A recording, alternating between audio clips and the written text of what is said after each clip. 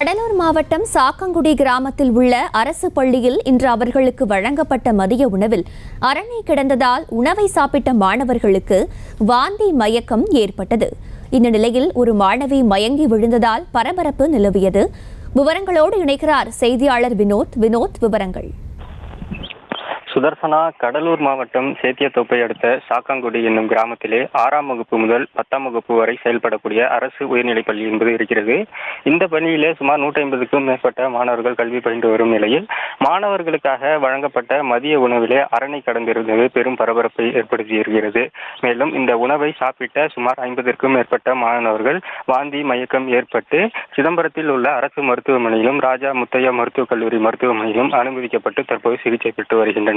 மேலும் இது குறித்து தகவல் அறிந்த பெற்றோர்கள் பள்ளியினருக்கு வந்து தலைமை ஆசிரியரிடமும் ஆசிரியர்களிடம் கடும் வாக்குவாதத்திலே ஈடுபட்டு சிதம்பரம் சேத்தியத்தோப்பு தேசிய நெடுஞ்சாலையிலே சாலை மறியல் போராட்டத்தில் ஈடுபட்டனர்.